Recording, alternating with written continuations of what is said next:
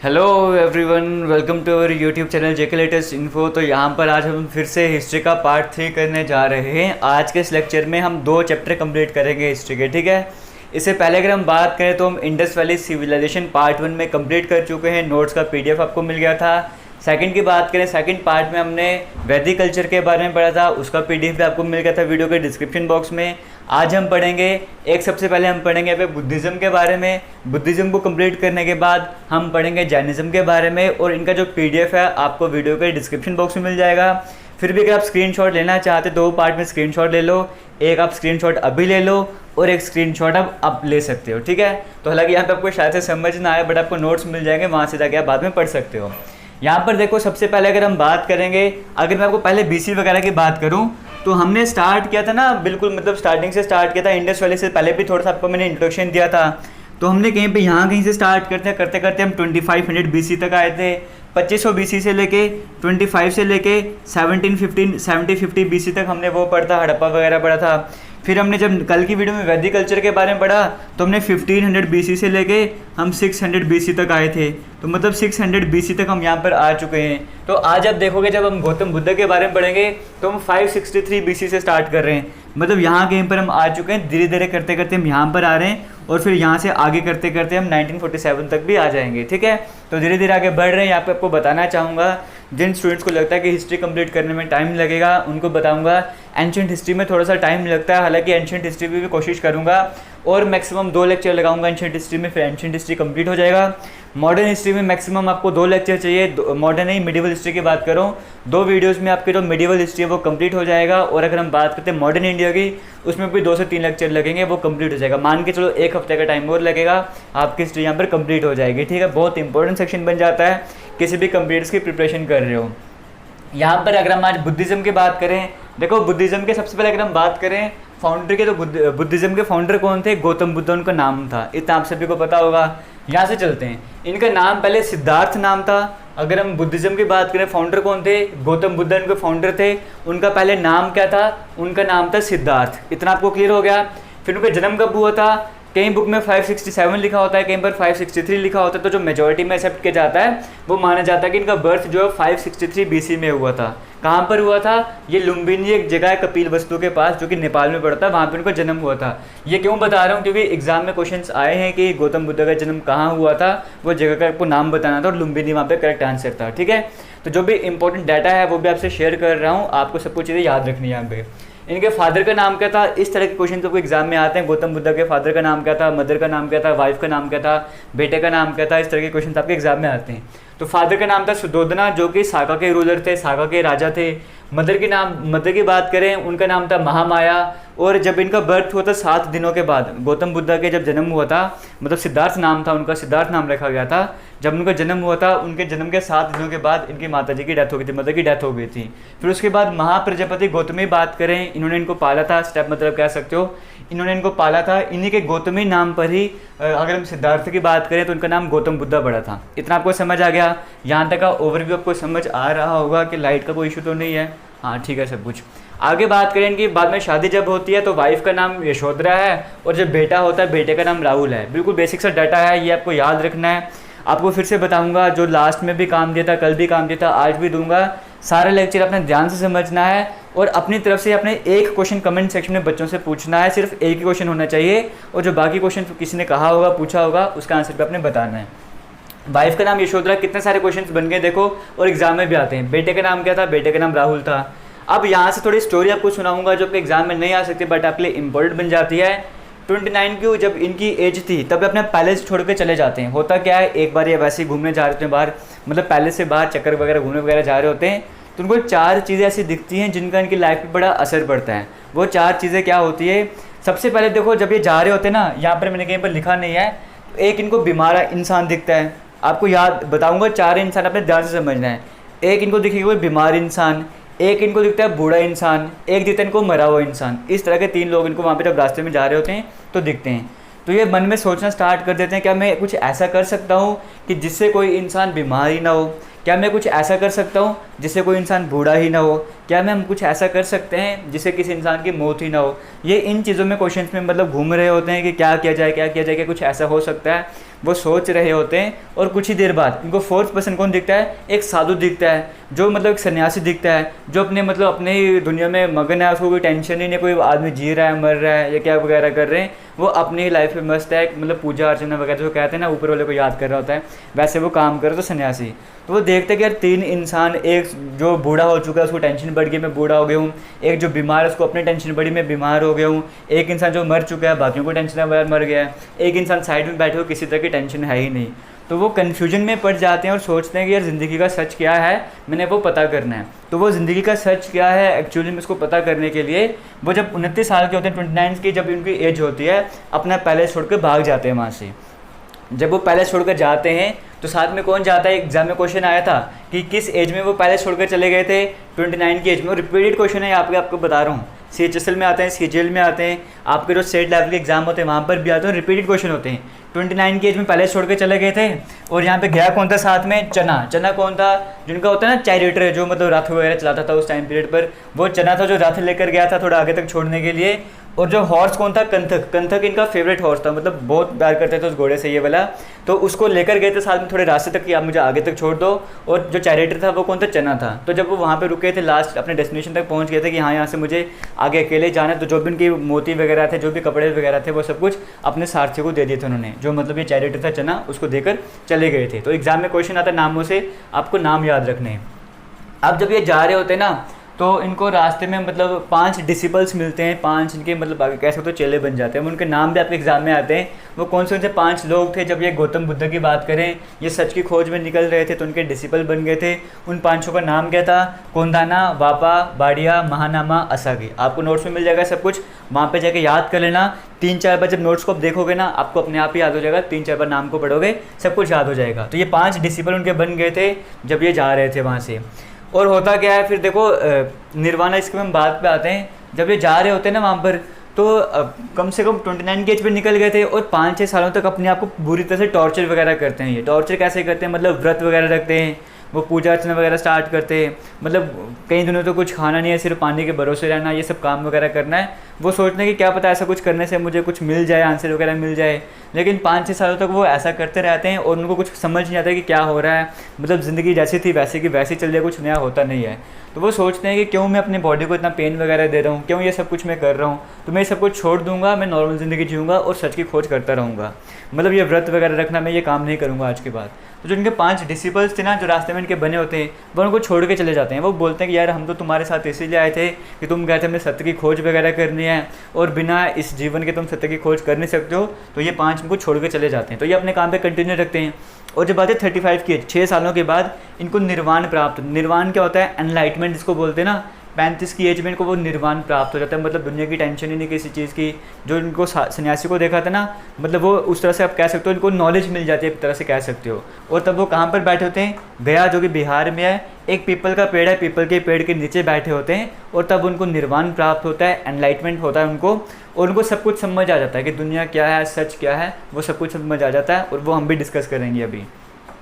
आज के टाइम पे वो जो पीपल के पेड़ की जब हम बात कर रहे हैं, वहाँ पे टेम्पल है, महाबोधि टेम्पल है वहाँ पर आज के टाइम पे, जहाँ पे इनको निर्वाण प्राप्त होता है। कौन सी एज में हुआ था, 35 की एज में होता है। एग्जाम में आपके एग्जैक्टली निर्वाण ही कहा हो जाएगा, किसी किसी एग्जाम में वहाँ पे एनलाइटमेंट कहा होता है, ठीक है। कब हुआ था प्राप्त इनको, 35 की एज में एनलाइटमेंट इन्होंने अटेन किया था। कहाँ पर, गया में। कौन सा पेड़ था, पीपल का पेड़ था। और आज वहाँ पर क्या है, महाबोधि टेम्पल है।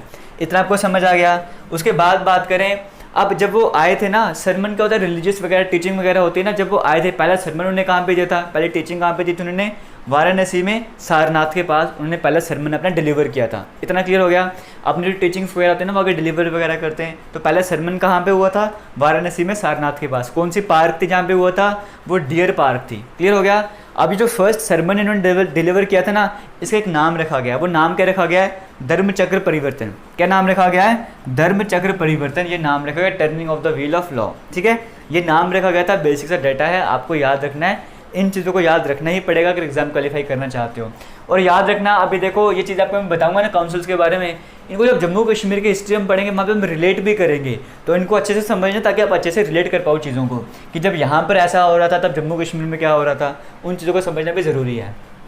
अब यहाँ पर मैं आपको बताता हूँ, इनको 4 सच्चाइयों के बारे में पता लगा था। इन्होंने कहा था कि 4 सच हैं जिसके बारे में सभी को पता होना चाहिए। एक ओवरव्यू मैं आपको दे देता हूँ।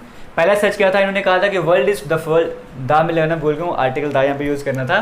The world is full of sorrow, कि जो पूरे संसार है ना, पूरी दुनिया है, वो दुखों से भरी हुई है। ये पहला सच उन्होंने बताया था। दूसरा सच उन्होंने क्या बताया था, the cause of all pain and misery, क्या कारण है। इन्होंने कहा कि जो पूरा का पूरा दुनिया, पूरा संसार जो है वो दुखों से भरा हुआ है। ये जो दर्द वगैरह है, जो लालच वगैरह है, दुख वगैरह है, इसका मेन कारण क्या है, वो कारण उन्होंने बताया था। इनका मेन कारण डिज़ायर। आपको किसी चीज़ की डिज़ायर होती है ना, आप एक्सपेक्टेशंस वगैरह कुछ करते हो, कुछ इच्छा वगैरह रखते हो, तभी जो पेन मिजरी वगैरह आपको मिलती है। ये दूसरा सच उन्होंने बताया था। पहला क्या बताया था, पूरी दुनिया जो है वो दुखों से भरी हुई है। दूसरा कहा था दुखों का, लालच वगैरह का, पेन का कारण क्या है, डिज़ायर। तुम्हारी डिज़ायर सबसे बड़ा कारण है। तीसरा ट्रुथ उन्होंने बताया था, जो तुम्हारा पेन है, या तो तुम्हारी मिजरी वगैरह है, या तो लालच वगैरह है, या दुख वगैरह है, इनको तुम ख़त्म कर सकते हो अगर तुम डिज़ायर को कंट्रोल कर लो या डिज़ायर को ख़त्म कर लो। अगर डिज़ायर को ख़त्म कर लोगे या डिज़ायर को कंट्रोल कर लोगे तो तुम जो भी पेन वगैरह हैं इनको भी ख़त्म कर सकते हो, इनको कंट्रोल कर सकते हो। और फोर्थ ट्रुथ उन्होंने क्या बताया था, फोर्थ चीज़ उन्होंने बताई थी कि जो ये हम बात करें डिज़ायर को कंट्रोल करना, किल करना, वो आप कैसे कर सकते हो, वो फोर्थ ट्रुथ में उन्होंने बताया था।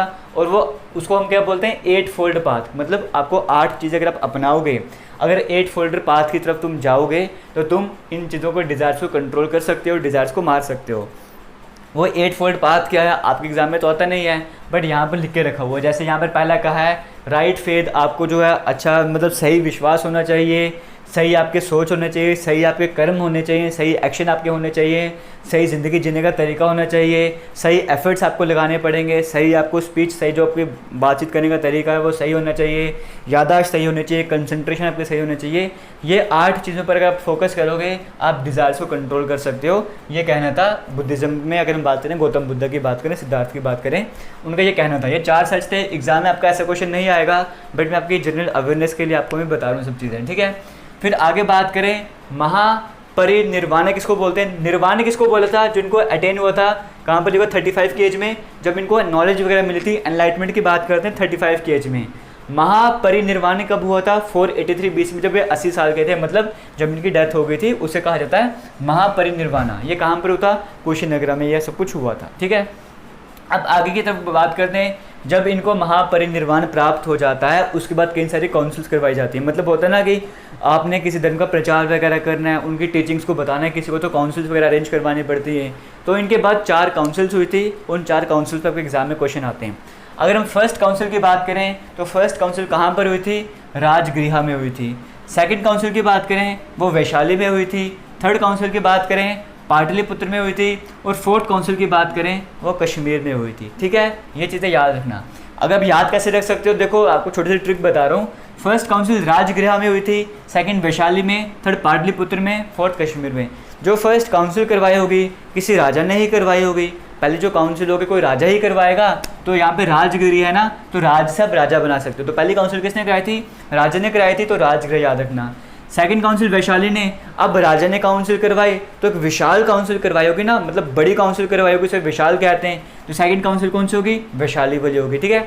राजा ने करवाई थी, विशाल करवाई थी। अब राजा ने करा दी काउंसिल, बड़ी भी करवा दी। अब उसके पुत्र की, उसके बेटे की टर्न आएगी, वो काउंसिल करवाएगा। तो पुत्र भी यहाँ पर आ चुका है, वहाँ से पाटलिपुत्र अब याद रख सकते हो। और फोर्थ कहाँ पे, हम अपने जम्मू कश्मीर को कैसे बोल सकते हैं, तो फोर्थ काउंसिल कहाँ पर हुई थी, कश्मीर में हुई थी। इस तरह से आप याद रख सकते हो।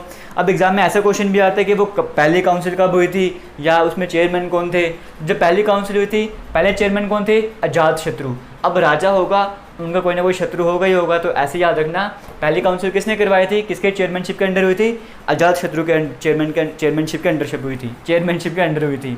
यहाँ पर आपको एक चीज़ बताना चाहूँगा, मैं एक छोटी सी स्टोरी आपको बताता हूँ अजातशत्रु वाली। जब ये गौतम बुद्ध की बात करें, जब ये जा रहे थे सत्य की खोज के लिए कि सच क्या है वो ढूंढने के लिए जा रहे थे, तो रास्ते में एक पैलेस आया था, एक महल आया था।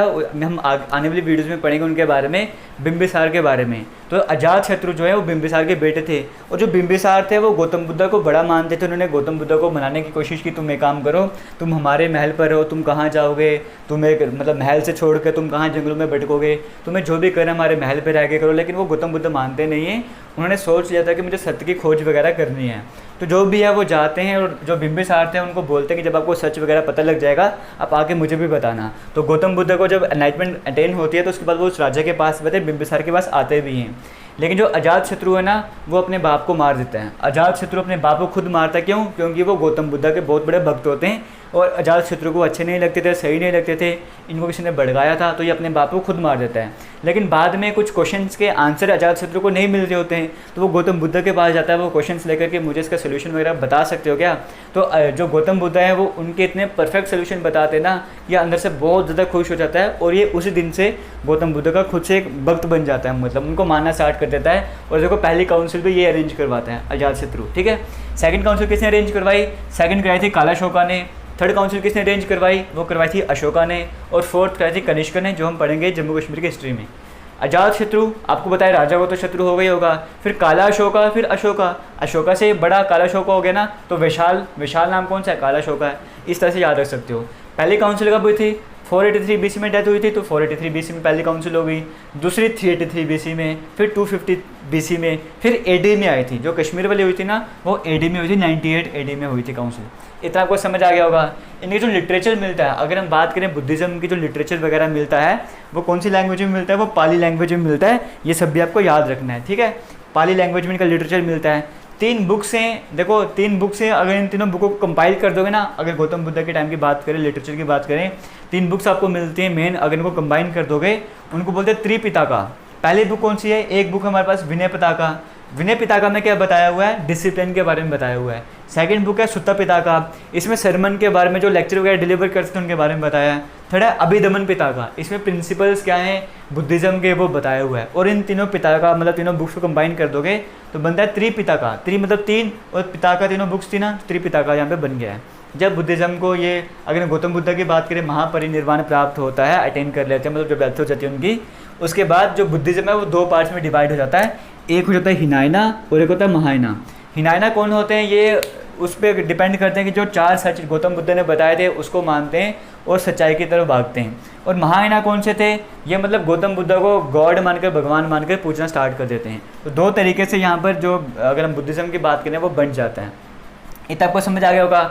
जब ये जा रहे होते हैं ना, गौतम बुद्ध की बात करें, पहली बार सत्य की खोज के लिए गए होते हैं, इनके पहले टीचर कौन से थे? अलारा कलमा इनके पहले टीचर होते हैं। ये भी आपके एग्जाम में क्वेश्चन आया था, आपको याद रखना है। और इनके कुछ बुद्धिज़्म के आर्किटेक्ट के बारे में बात करें, 3 चीज़ आपके लिए इंपॉर्टेंट बन जाती हैं। एक होता है स्तूपा। स्तूपा क्या होते हैं? जहाँ पे मतलब कुछ रिमेन्स होते हैं ना बुद्धिज़्म, बुद्ध वगैरह के, या कोई भी ऐसे बड़े बड़े मॉन्क थे, उनके जो भी रिमेन्स रिलिक्स वगैरह हैं वो रहते हैं, उनको बोलते हैं स्तूपा। चैत्य क्या होता है? जो भी प्रेयर हॉल वगैरह रहते थे उनको बोलते हैं चैत्य। और विहारा क्या होता है? जहाँ पे ये रेस्ट वगैरह किया करते थे, रेजिडेंस आप कहते हो। ये 3 मेन चीज़ें हैं जो रिलेटेड है बुद्धिज़्म आर्किटेक्ट से। ये 3 चीज़ें भी आपको याद रखनी है। एग्जाम में आया था कि स्तूपा क्या होता है कि एग्जाम में, ठीक है। तो ये चीज़ आपको याद रखनी है। जेई का मैं पढ़ाता था जूनियर इंजीनियर का, तो वहाँ का भी जनरल अवेयरनेस मैंने करवाया था, तो वहाँ पे कई सारे क्वेश्चंस बने थे। यहाँ पे एंशिएंट हिस्ट्री में जो मेजॉरिटी में क्वेश्चंस बने थे वो यहाँ से बने थे जेई के पेपर में। आगे चलते हम बात करते हैं जैनिज़्म की। बुद्धिज़्म हमारा कंप्लीट हो गया है, अब हम जैनिज़्म पढ़ने जा रहे हैं। जैनिज़्म का देखो क्या है, जैनिज़्म क्या है, ये एक्चुअली में क्या होता है, जो भी जिना के, हम बोलते हैं जैन है, वो जैन है। जैन होते क्या हैं? जो भी जिना के फॉलोअर होंगे उनको बोलते हैं जैन। जिना कौन होते हैं? कहा जाता है कि जिसने भी ना मतलब मेडिटेशन वगैरह करके किसी भी तरीके से, जो होता है ना मतलब गुस्सा वगैरह होता है कोई, या कोई ईगो वगैरह आता है किसी में, या लालच वगैरह रहती है, उस पर किसी ने पूरी तरह से कंट्रोल वगैरह कर लिया था ना, उसको जिना कहा गया था। और वो जो भी जिना को मानते थे उनको क्या कहा जाता है? जैन कहा जाता है। जैन से ना जैनिज़्म, ठीक है। जैनिज़्म मतलब क्या हुआ? फॉलोअर्स होते हैं जिना के, उनको बोलते हैं जैन वगैरह। वैसे जैनिज़्म की हम बात करते हैं। अभी तक यहाँ पर हम बात करें 24 जिनाज रहे। जिना को तीर्थकारा भी कहते हैं, ये वर्ड याद रखना। जिना मतलब जो कभी बताया ना, जिन्हें पूरी तरह से कंट्रोल कर लिया था, डिज़ायर वगैरह पे कंट्रोल कर लिया था, ईगो पे कंट्रोल कर लिया था, एंगर पे कंट्रोल कर लिया था, इन तरह की चीज़ों पे कंट्रोल कर लिया था, उनको बोलते हैं जिना। अभी तक 24 जिनाज रहे थे, सभी के सभी क्षत्रिय थे, ये चीज़ याद रखना। पहले जिना कौन थे, जिनको आप जैनिज़्म का फाउंडर भी कह सकते हैं, वो कौन थे? वो थे ऋषभनाथ। और उनका एम्बलम क्या था? उनका एम्बलम था बुल, ये आपको याद रखना है। अब इसके बाद सेकंड से लेकर 22 जो तो थे ना, उनके बारे में ज़्यादा डिटेल में हमको मिलता नहीं है, और वो फेमस भी नहीं थे इतने। हम पढ़ते हैं 23-24 के बारे में। मेजॉरिटी में हम मैक्सिमम करते हैं क्या है, जैनिज़्म में जब हम पढ़ते हैं एग्जाम पॉइंट ऑफ व्यू से, हम 24 जो है महावीरा उनके बारे में पढ़ते हैं। बट फर्स्ट 23 और 24 का आपको नाम पता होना चाहिए। 23 कौन से थे? 24 थे पार्श्वनाथ। पार्श्वनाथ का एम्बलम कौन सा था? स्नेक था। और 24 जो थे, जो लास्ट वाले तीर्थंकरा थे, वे जैन थे, वो कौन थे? वर्धमान महावीरा। इनके बारे में हमने पढ़ना है। इनका एम्बलम क्या था? इनका एम्बलम था लाइन। क्या आपको सब कुछ क्लियर दिख रहा है? हाँ बिल्कुल आपको सब कुछ क्लियर दिख रहा है, ठीक है। इनका जन्म क्या था? लाइन 599 BC में इनका जन्म होता है। कहाँ पे जन्म होता है? कुंदाग्राम में, जो कि बिहार में है। फिर से बेसिक डिटेल, इनके फादर का नाम क्या होता है? सिद्धार्थ। इनके फादर का नाम होता है। मदर का नाम क्या होता है? मदर का नाम होता है त्रिशला। वाइफ का नाम यशोदा, वहाँ पे वाइफ का नाम यशोधरा, यहाँ पे यशोदा। बेटी होती है, वहाँ पे बेटा था, नाम क्या था? सन। यहाँ पर बेटी होती है, नाम क्या होता है? प्रियदर्शना। बेसिक से डिटेलें आपको पता होनी चाहिए। आगे बात कर लेते हैं। वो 29 की एज में पहले छोड़ के चले गए थे, ये 30 की एज में वो एसेटिक सन्यासी वगैरह बन जाते हैं। 1 साल का डिफरेंस रहता है। 35 की एज में निर्वाण प्राप्त हुआ था। 42 की एज में कौन से पेड़ के नीचे बैठे थे? साल के पेड़ के नीचे। वो पीपल के पेड़ के नीचे बैठे थे, ये साल के पेड़ के नीचे बैठे थे। एनलाइटमेंट अटेन हुआ था इनको भी। पहला सरमन कहाँ पे दिया था इन्होंने? डियर पार्क में दिया था। यहाँ पे लिखा हुआ था डियर पार्क में, वाराणसी में। इनका पहला सरमन कहाँ पे हुआ था? पावा में। पावा कहाँ पे? बिहार में, पटना के पास जगह पड़ती है। और डेथ कब होती है इनके? 72 की एज में, 527 BC में, वही पावा के किराने आसपास इनकी वहाँ पे डेथ वगैरह हो जाती है, ठीक है। इनके डेथ के बाद जैसे यहाँ पे था 2 पार्ट्स में बुद्धिज्म बंट गया था, जैनिज्म भी 2 पार्ट में बन गया था। एक थे दिगंबरास, एक थे श्वेतांबरास। दिगंबरास कौन से थे? जो पूरी तरह से नेक्ड रहते थे, जैसे कि यहाँ पे मानना था इनका वर्धमान महावीरा का कि नेक्ड रहना है, मतलब ये सभी चीज़ें ऐसे ही हैं, इन सब चीज़ों से मुक्ति पाओ, तो नेक्ड रहना है, तो दिगंबरास उसी को फॉलो करते थे। और श्वेतांबरास कौन से थे? जो वाइट, मतलब वाइट कलर के कपड़ों से अपने को कवर किया करते थे। इतना आपको समझ आ गया होगा। जिस तरह से बुद्धिज़्म की 4 काउंसिल्स हुई थी ना, वैसे जैनिज़्म की बात करें, इनके बाद 2 तरह की काउंसिल्स हुई थी। पहली काउंसिल कौन सी थी? पाटलिपुत्र में हुई थी। और किसने करवाई थी? ये स्थूलभद्रा नाम है, 3rd सेंचुरी BC में हुई थी। सेकंड काउंसिल कब हुई थी? सेकंड काउंसिल वल्लभी गुजरात में हुई थी, 5th सेंचुरी AD में हुई थी। ये देवृत गानी नाम यहाँ पर है, बुक्स में कुछ और नाम भी देखने को मिलते हैं। ये बेसिक से डेटा आपको याद रखना पड़ेगा। आपको समझ आ रहा होगा, थोड़ा सा कंपैरिजन भी कर लो। सेम चीज़ें यहाँ पर बुद्धिज़्म में क्या है, बेसिक डिटेल्स, माँ का नाम क्या है, पापा का नाम क्या है, बेटे का नाम क्या है, वाइफ का नाम क्या है, वो यहाँ पर भी था। कहाँ पे जन्म हुआ, कौन फाउंडर था, वो सब चीज़ें थी। काउंसिल्स कहाँ पर हुई थी, 2 पार्ट्स में डिवाइड हो गया था। कहाँ पे वो एनलाइटमेंट अटेन हुई थी, डेथ कब हुई थी, कौन सी जगह हुई थी। इस तरह के क्वेश्चन आपके बनते हैं बुद्धिज़्म जैनिज़्म से। इनकी भी कुछ टीचिंग्स थी, जैसे अहिंसा हो गया, सेल्फ सेक्रीफाइस, रिचुअल्स के अगेंस्ट थे, सेक्रीफाइस के अगेंस्ट थे। यहाँ पर ये जो होते हैं ना कर्मकांड वगैरह करते हैं, उसके अगेंस्ट में थे।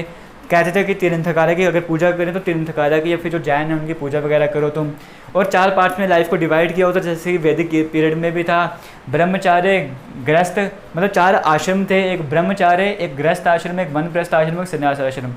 ब्रह्मचार्य कौन से थे? जो स्टार्टिंग के 25 साल हैं, वो तुमने क्या करना है, मतलब एजुकेशन, अपने आप को मतलब एडुकेट वगैरह करना है, पढ़ना है, जिसमें तुमने वेदास के बारे में पढ़ना है, बेसिक जो भी चीज़ें सीखनी है वो सीखनी है। गृहस्थ आश्रम स्टार्ट होता है 25 से 50 की उम्र में, जहाँ पे तुमने शादी वगैरह करनी है, फैमिली की तरफ फोकस करना है। फिर वनप्रस्थ आश्रम, जहाँ पे तुमने फैमिली वगैरह को छोड़ के वन में चले जाना है। और लास्ट में संन्यास, मतलब 75 की एज के बाद तुमने क्या करना है, संन्यास लेना है, खाना वगैरह सब कुछ छोड़ देना है, वो सब कुछ स्टार्ट करना है। अगर हम बात करें यहाँ पे महावीरा की बात करें, उन्होंने भी ऐसे ही किया था। जब वो स्टेज पर आ गए थे तो उन्होंने कहा था कि मैं कुछ भी नहीं खाऊंगा, मैं मतलब वो करना चाहता हूँ, डेथ वगैरह में ऐसे वर्ड यूज़ नहीं करते इनके लिए, बट इन्होंने कहा था कि मैं अब यहाँ पे खाना वगैरह मेरा टाइम हो चुका है, मुझे जितनी ज़िंदगी जीनी थी मैंने अपने स्टेजेस डिवाइड कर लिए हैं, अब लास्ट स्टेज है, अब यहाँ पर मैं कुछ भी नहीं खाऊंगा।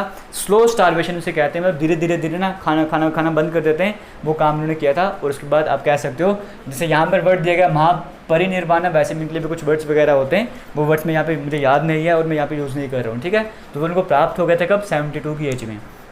ये था बेसिक डिटेल। यहाँ पर बुद्धिज़्म की बात करो, अगर जैनिज़्म की बात करो, उनकी बेसिक डिटेल्स मैं आपको बता चुका हूँ। नोट्स का जो PDF है वो आपको वीडियो के डिस्क्रिप्शन में मिल जाएगा, आप जाके PDF डाउनलोड कर सकते हो। यहाँ पे स्क्रीनशॉट लेना होगा तो आप स्क्रीनशॉट भी ले सकते हो, जैसा आपको ठीक लगता है आप वैसा कर लो। आपको मैं बताना चाहूँगा, हमारा जो इंस्टाग्राम है वो जेके लेटेस्ट इन्फो के नाम से है, हमारा ट्विटर भी जेके लेटेस्ट इन्फो के नाम से है, टेलीग्राम भी जेके लेटेस्ट इन्फो के नाम से है। हालांकि टेलीग्राम का जो लिंक है वो वीडियो के डिस्क्रिप्शन बॉक्स में मिल जाता है, वहाँ पे जाके आप ज्वाइन वगैरह कर सकते हो, ठीक है। तो देखो, अभी आपको मैंने पहले भी बताया था, फिर से बताना चाहूँगा, हिस्ट्री कंप्लीट करने के बाद, एंशिएंट हिस्ट्री कंप्लीट करने के बाद, फिर medieval history, modern history complete करने के बाद हम आपके लिए प्रैक्टिस क्वेश्चंस भी लाएंगे, जो मैं आपको इंपॉर्टेंट क्वेश्चंस रहेंगे वो डिस्कस करूँगा आपसे। और लास्ट में आपको एक लाइव टेस्ट होगा हिस्ट्री कंप्लीट होने के बाद, वो आपने अटेंड करना है और अच्छे से करना है। और टेलीग्राम चैनल में जो भी आप डिस्कशन वगैरह करते हो ना क्वेश्चंस वगैरह की, वहाँ पे कोशिश किया करो हम हिस्ट्री का जो पढ़ रहे हैं उसी की डिस्कशन वगैरह करो, यही क्वेश्चन आप एक दूसरे से पूछा करो, ताकि सबकी रिवीजन होती रहे। और बेस्ट पार्ट रहेगा कि आप सभी की रिवीजन होगी, अगर किसी को आता नहीं होगा उसके सामने भी कोई क्वेश्चन आया, कोई उसका आंसर वगैरह देगा, उसको भी समझ आ जाएगा हाँ हिस्ट्री में चल क्या रहा था, ठीक है। तो यहाँ पर हम हमेशा एक टारगेट रख के चलते हैं, 2000 लाइक वाला। मुझे उम्मीद है आप वीडियो को लाइक करोगे, शेयर करोगे और टारगेट अचीव करवाने में हमारी हेल्प करोगे। ये वीडियो ऐसा नहीं है कि सिर्फ JKSSB क्लास 4 के काम आती है। किसी भी एग्ज़ाम की प्रिपरेशन कर रहे हो आप RRB NTPC की प्रिपरेशन कर रहे हो, ग्रुप डी की प्रिपरेशन कर रहे हो, आप CDS की प्रिपरेशन कर रहे हो, आने वाले टाइम में JKP के फॉर्म निकले उनकी प्रिपरेशन कर रहे हो, हर जगह आपके काम आने वाली है। आपको अच्छे से समझना है और किसी भी तरह का डाउट होगा कमेंट सेक्शन में कमेंट करके ज़रूर पूछना। थैंक यू, जय हिंद।